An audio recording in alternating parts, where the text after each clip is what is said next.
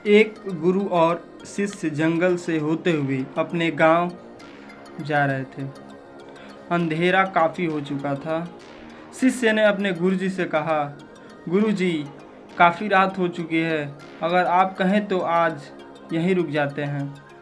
गुरुजी ने अपना सिर हिलाया और वो आसपास के एक छोटे से घर के पास जाकर रुके। जब जैसे ही वहाँ गए तो गुरुजी के शिष्य ने दरवाज़ा ठकठकाया। उस घर के एक गरीब आदमी बाहर आया तो गुरुजी ने बोला, हम अपने गांव जा रहे थे, लेकिन काफ़ी रात होने के वजह से हमें इसी गांव में रुकने को सोचा। क्या हम आज रात आपके यहाँ रुक सकते हैं? गरीब आदमी बोला, हाँ क्यों नहीं, आप दोनों अंदर आ सकते हैं।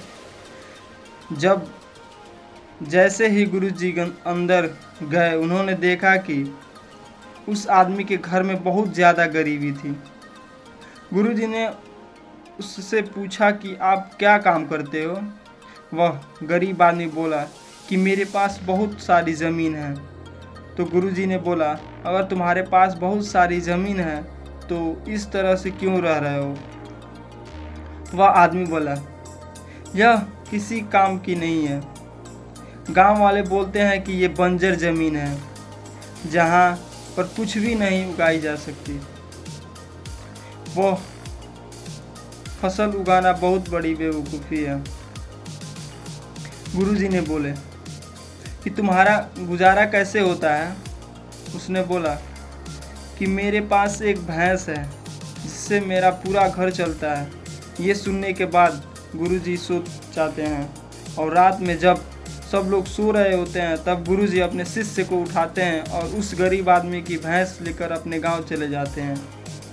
शिष्य अपने गुरुजी से पूछता है कि गुरुजी, आप ये गलत तो नहीं कर रहे हैं?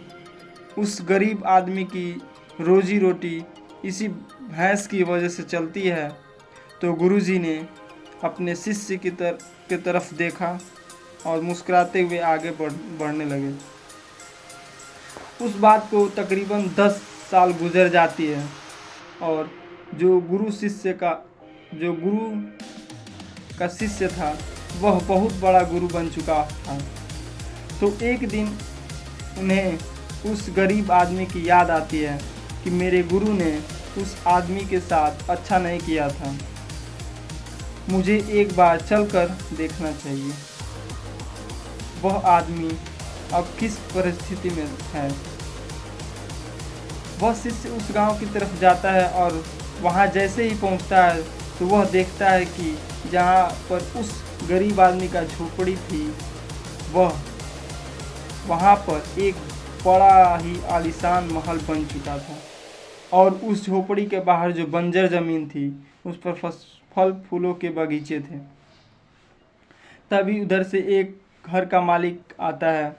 शिष्य उसे पहचान लेता है और उस आदमी को बोलता है, तुमने मुझे पहचाना? मैं अपने गुरुजी के साथ आया था। हमने एक रात के लिए आपके यहाँ रुके भी थे।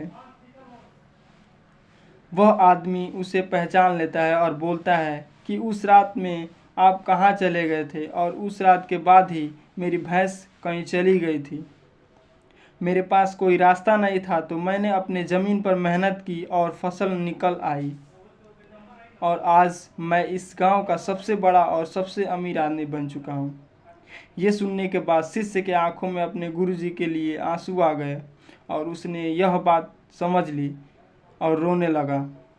इस कहानी से हमें ये सीख मिलती है कि हमारे अंदर ऐसी बहुत सी टैलेंट छुपी हुई हैं, लेकिन हमें कोई ना कोई चीज़ रुका कर रखी है।